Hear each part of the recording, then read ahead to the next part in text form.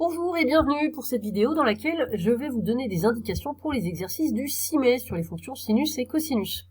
Et tout d'abord le numéro 72, page 153. Donc on considère cette fonction g. Tout d'abord établir le tableau de variation de g. Alors pour ça, c'est comme pour toutes les autres fonctions, on calcule la dérivée de la fonction g et on va chercher son signe et ensuite faire le tableau de variation.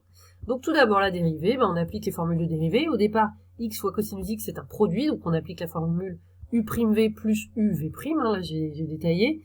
U' pour x c'est 1, ensuite du coup j'ai réécrivé cosinus x, plus u, donc x j'ai réécrit x, et puis je dérive cosinus qui fait moins sinus x, donc ça c'est uv'. Et ensuite moins sinus x, on fait moins la dérivée de sinus qui est cosinus. Bref, je vous laisse développer tout ça, à la fin vous devez trouver ce résultat, moins x sinus x. Donc maintenant il faut déterminer le signe de g' de x, donc de moins x sinus x, alors on est sur l'intervalle 0 de pi. Donc sur cet intervalle x c'est toujours positif, donc moins x c'est toujours négatif. Il reste à regarder, à trouver le signe de sinus x, et ça c'est grâce au cercle trigonométrique. L'effet de 0 à 2pi, au départ, de 0 jusqu'à pi, sinus x, puisque c'est la valeur en ordonnée, sinus x est positif, et dès qu'on passe entre pi et 2pi, sinus x est négatif. Ainsi, on peut donc mettre les deux lignes dans le tableau, la ligne pour moins x qui est toujours négative, la ligne pour sinus x, donc plus qui s'annule en pi, ensuite ça devient négatif. Et on en déduit donc le signe pour g' de x, d'abord moins 0 et ensuite plus.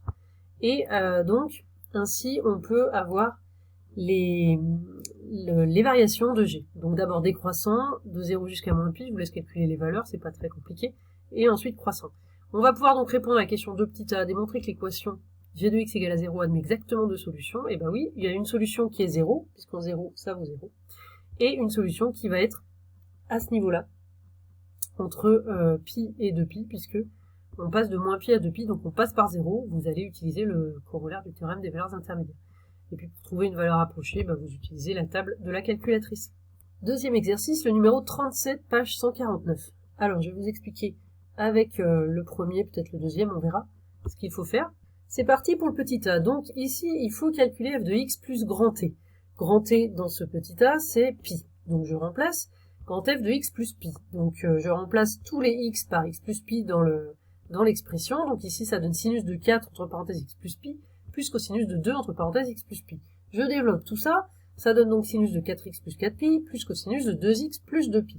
Alors, ensuite, d'abord pour le cosinus, là je vais utiliser le fait que la fonction cosinus, elle est périodique de période 2pi. Ça veut dire que cosinus de 2x plus 2pi, c'est égal à cosinus de 2x. Tous les 2pi, on revient au même point.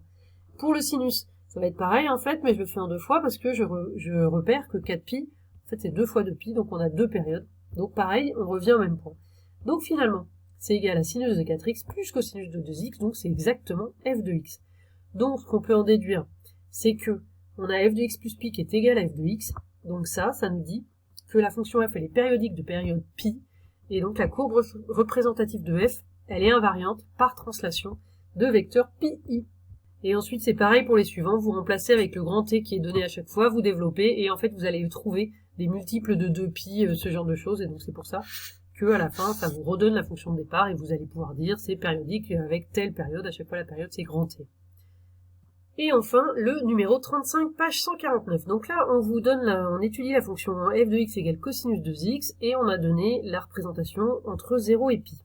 Première question, on va calculer, donc on demande de comparer f de moins x et f de x. Alors on calcule f de moins x, cosinus, donc je remplace x par moins x, donc ça fait cosinus de 2 fois moins x, c'est-à-dire cosinus de moins 2x.